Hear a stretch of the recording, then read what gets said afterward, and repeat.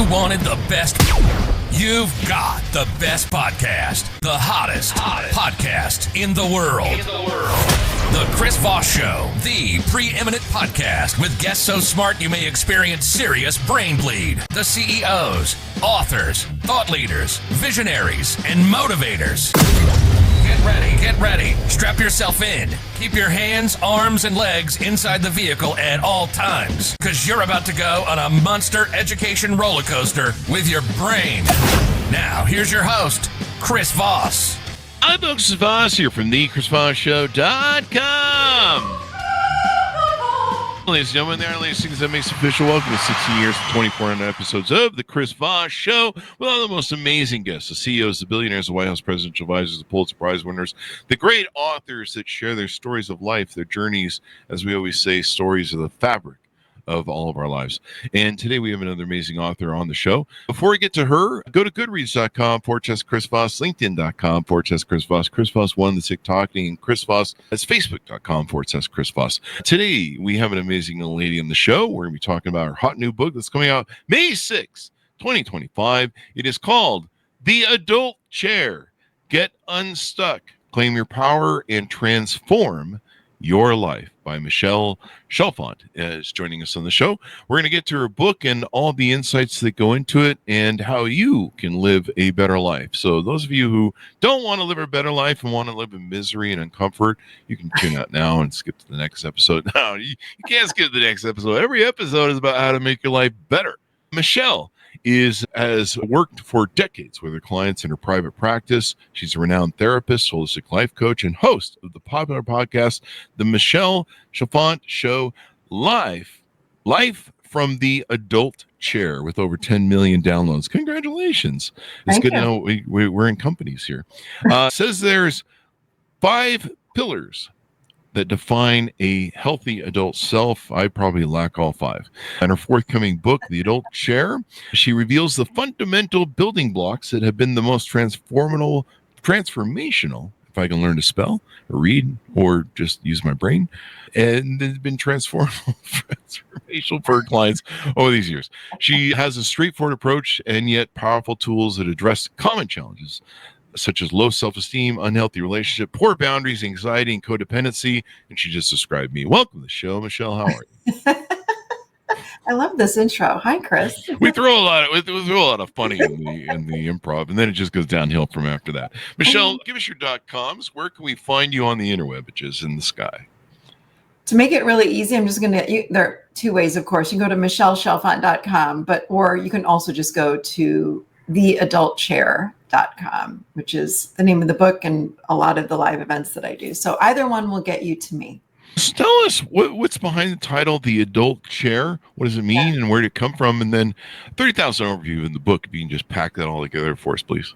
Let me pack it in. I'm throwing you like 2 questions at once, kind of winging it you right from the get-go. Yeah. So the adult chair basically teaches us who we are and how we got this way. So you mentioned, oh, that's me, whatever, codependent, people pleaser, whatever is going on in your life. It really helps us to understand who we are today and then how we got that way. And the best part of the book are the 5 pillars that you mentioned, which are the how-to. And the book was really inspired by my own life in my earlier years, many, many years ago, high school, college. Nobody knew it. I was functionally depressed. I had a lot of anxiety, codependency, all those things. And I did not know my way out. Again, back then, there was no Google, there was no internet. So we're talking a long time ago. But what I realized was there was no pathway out of what I was feeling and how I was living. I didn't know what to do. There were not therapists in every corner like there is now, but there are now, and I even have a coaching program. We have coaches. I get that. What I still find today, even in 2025, people still need to understand how the heck we heal. How do we transform our lives? How do we transform our relationships? The most important relationship that we need to have in the world is the one with ourselves. Oh. And this book will teach you exactly how to do that. And you can't have healthy relationships. I don't know if people are watching this, but I'm pointing out there outside of self until you learn how to have healthy relationships inside of self. So this book will help you with relationships. It will help you to raise your self-worth. It will help you to become more confident. It will help you become badass. It will help you have amazing relationships with everybody. This is not just saying your primary, but I'm talking about friendships, relationships with your mom, your dad, your whomever. It teaches us really how to be healthy, functioning adults in this world. And I know we look like adults, but I don't care how old we are. Quite often we show up in what I call our adolescent chair, which is we're really young. Like when we make choices in the world, sometimes we're showing up, even though physically I might be 40, 50, 60, 30, however old, I'm showing up like a 13-year-old. That's why I'm overreacting. That's why I'm pissed off. That's why I'm raging. That's why I'm reaching for too much alcohol, drugs, all these things. Is because we don't know another way out. And the book gives you all those answers. And probably some of those last times you mentioned is just kind of a cope to deal with the underlying issues that we're not dealing with. I know for a long time I abused alcohol. Just at night, I wasn't an alcoholic, but I would flip it on to work later. Sugar was a fuel for the machine. But as an entrepreneur, you're like, I got more accounting I got to do or whatever the hell. And you're just like, throw back some vodka in. I can work for a couple more hours. I'm wide awake because I'm relaxed now. But no, you can use a lot of people use drugs for crutch. And it's interesting to me, you talk about the adolescent chair. Mm-hmm. A lot of are still showing up and acting like children. Have you seen social media lately? Oh, God. I can't do social media. Don't write me social media. Anyway, but so tell us the proponent behind this book. Why did you feel like it needed to be written, needed to be shared? I maybe this intertwines a little bit with your podcast if you want to plug that a bit, and when you started it and how you did, and why you kind of went down this whole journey with becoming a coach and helping other people and yada yada. Yeah, it was because I was suffering. And I knew how I suffered when I was growing up. And again, in college, I was drinking almost every night. I was getting high every day. It was like that's his college, though, isn't it? No, I'm just. And after, it is, but it isn't. It's unhealthy college life. Yeah. And just feeling lost. But again, nobody knew it. On the outside, I had the hot guy. I fit into all the hot, the friend groups, the sorority, all that stuff on the outside. But on the inside, I wasn't feeling that way. So I'm a seeker. I'm really a seeker of knowledge. I'm a seeker of truth. I'm a seeker of everything that I have focused on. I go full at it. And again, I said, I've got this negative self-talk. Where the hell is it coming from? I want to understand, why do I feel like this self-talk is so hard on me?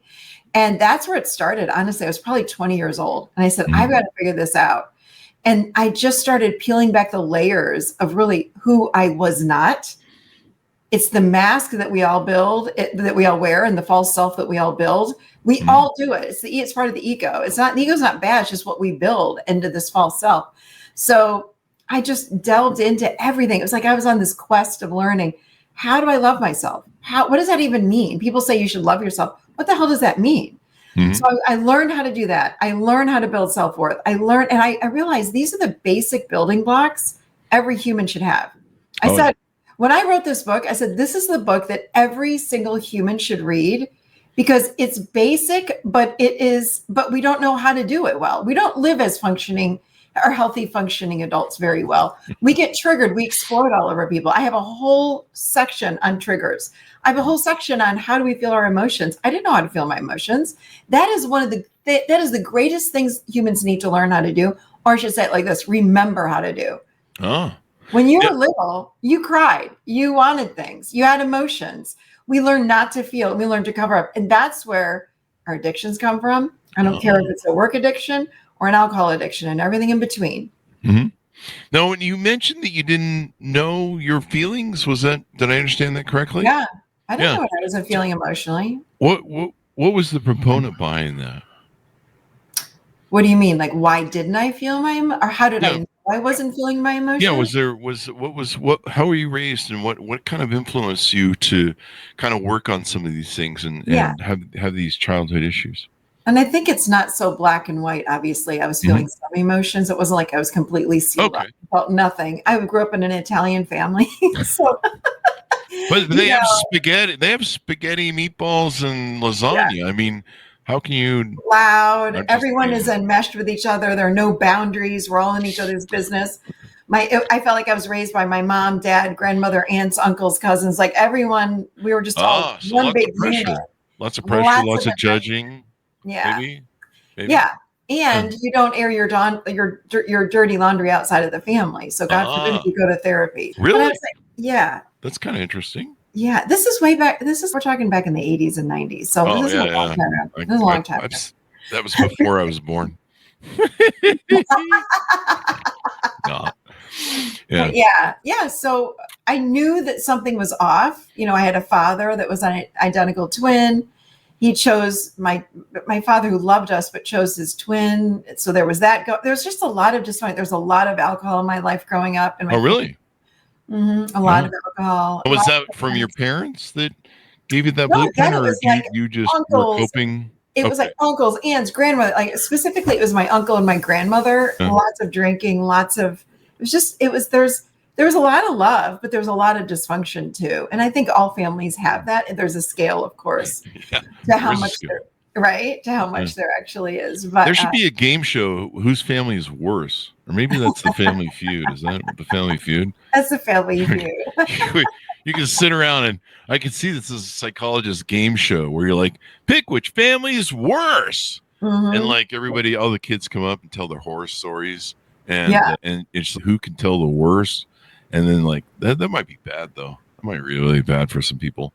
But I don't know. It could be fun. Other people's misery always. I love watching that show, Cops and Cheaters. And after about 2 hours of that, I'm done being depressed, and I'm like, my life is great. No one's cheating on me and not getting arrested for anything I've done. What? Did I just admit to something? No, I'm just kidding. But no, people love car crashes. What can you say? So the adult chair. So the book is. Let me ask this question: is the adult chair book designed, and your work designed to help me move from the adolescent chair to the adult chair? It's kind of like Thanksgiving dinner. It's I get to move from the kid table to grow up finally.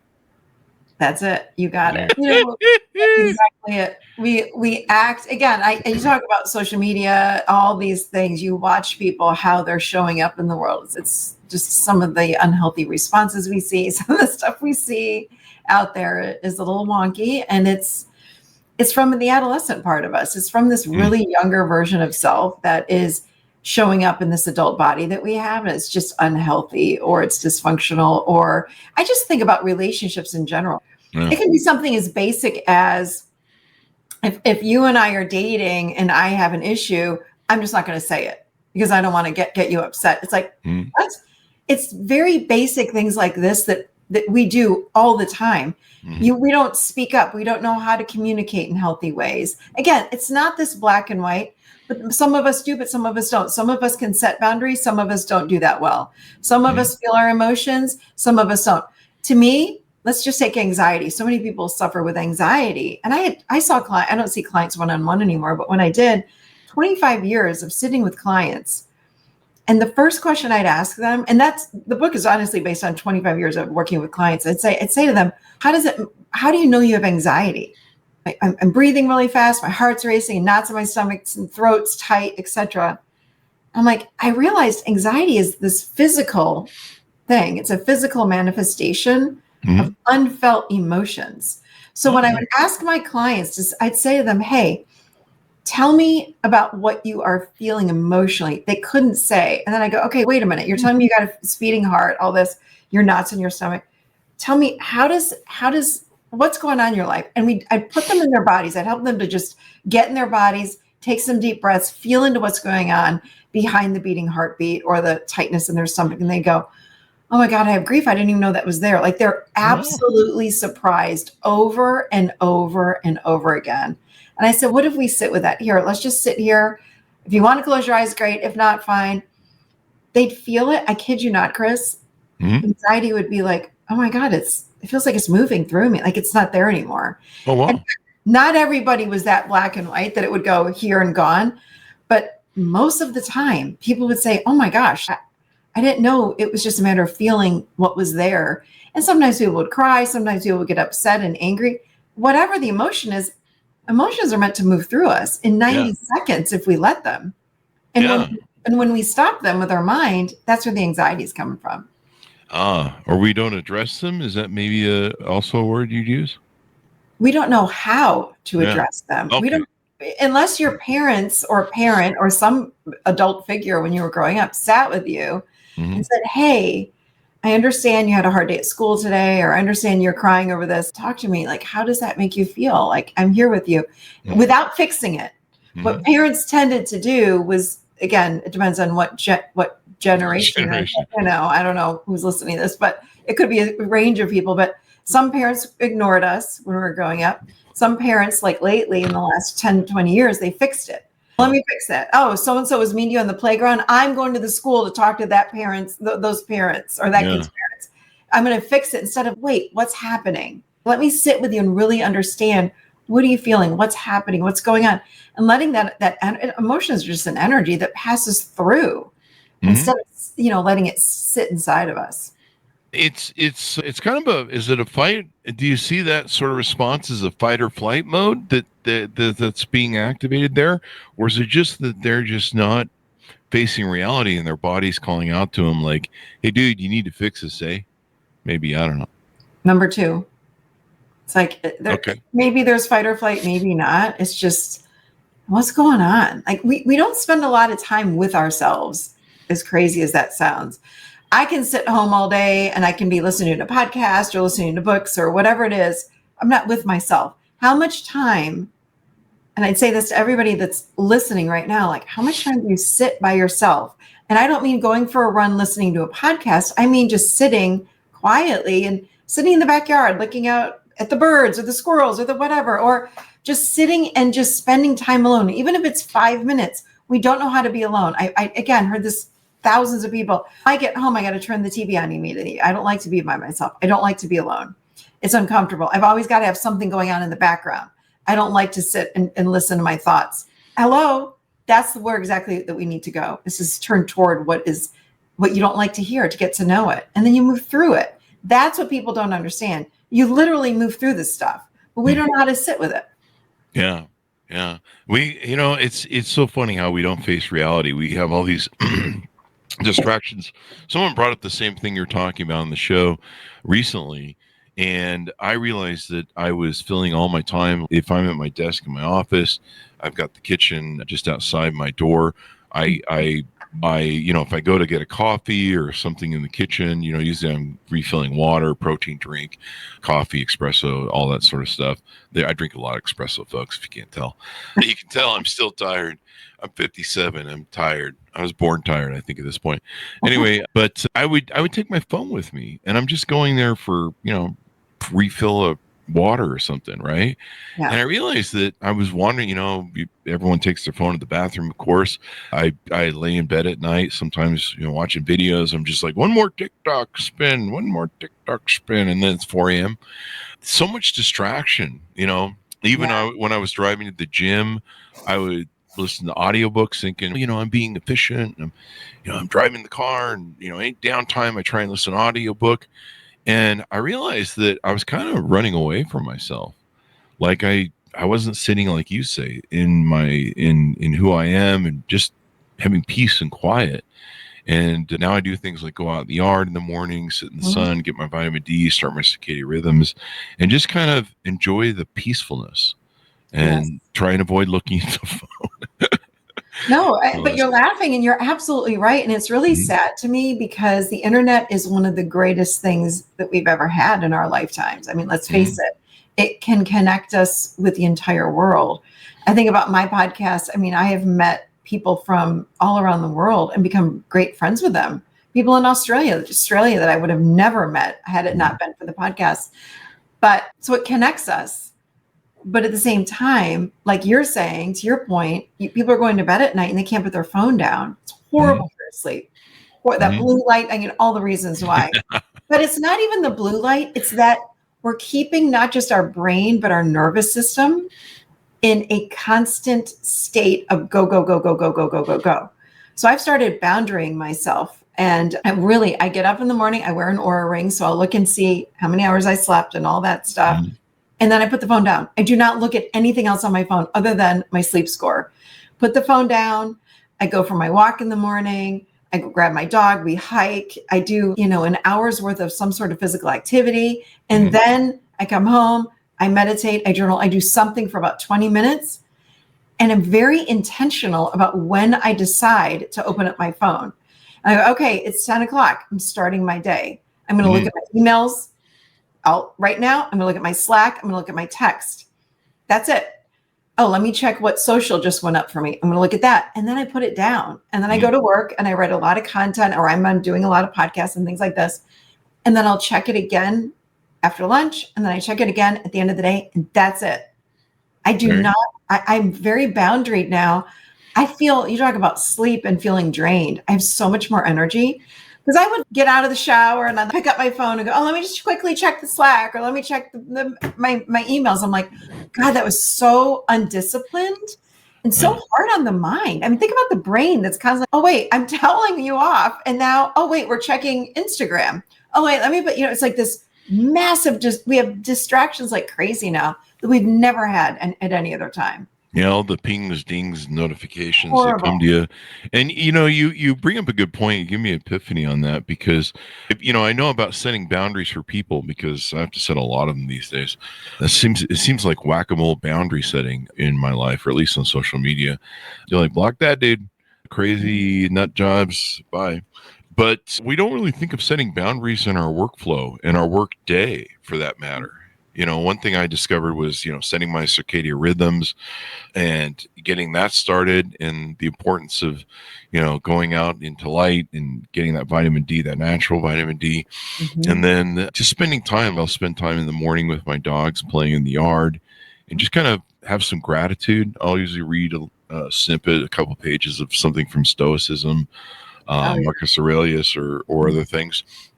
And I'll just kind of read them and just kind of been marinating the piece. But, you've got me thinking from a new paradigm now that, some of the work, especially as an entrepreneur, because, we live, sleep, dream business. There is no off for us. There's no punch out. And so this is probably really important for entrepreneurs out there, but for everyone, I think. But setting boundaries on your work, I've had to do that. I tried doing the podcast all week long and on weekends, so we could ram out a massive amount of content. And I just was frying out. And finally I had to set a boundary and say, we're not doing weekends anymore. I need decompression time. Even between the episodes that we do, because we do 10 to 15 episodes a week, we have to, I just recently changed it to where I need a few more hours of downtime between another podcast. I just need to recharge. And so I like your concept there, boundaries to work and stuff. I definitely needed some of those all my years of life. Where were you 30 years ago when I started my businesses? 35. I was probably drunk somewhere. No, you weren't much. I didn't have any boundaries. But no, what you're saying is, I, as an entrepreneur, and I freaking love what I do, and I do a ton. I've got a coaching program. I've got a membership. I've got the podcast. I do online events. All this stuff that I do. And I love it. Like you said, like I will be up sometimes till 10 o'clock at night. Like my head just goes with ideas. Oh, I could do this and I could do this and all the things, right? I was not great at taking downtime and vacations and things like that. I now have a quarterly vacation. My husband and I go away every quarter. It's on the books. And it's hard sometimes. I go, but I can't. And then when I go away, or when I take those 10 minutes, even 10 to 15 minutes in the middle of the day, I live on a lake. So I go outside. I sit on the dock, I'm looking out, no phone. I just sit. I got to tell you that those moments on vacation in my 10-minute breaks, that is when I have some of the best downloads and ideas and inspirations that come through. But as entrepreneurs, we're going. We never stop. But when we stop is when, oh my God, that's when the magic comes through. Tell people about your website, what you have offering there, what any of the events or anything you have coming up, whatever you want to plug there. Let's get a plug in for that, and how people can onboard with you or reach out and get to know you better.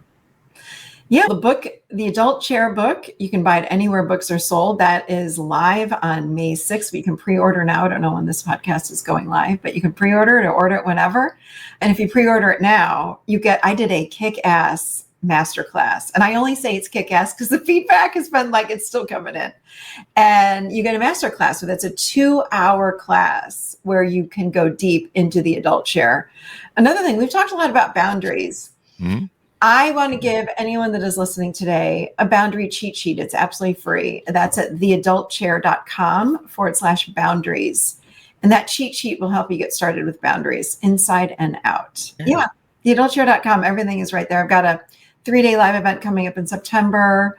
I got a lot going on. Just go to theadultchair.com. Check out the website. Everything's there. Go there. I got a lot going on there. So, yeah. Michelle, it's been fun and wonderful, insightful, and you've given me some new paradigms and things to think about, especially with, I need to tape that to my forehead or get a tattoo, set boundaries at work and stuff so that you can give your best every time.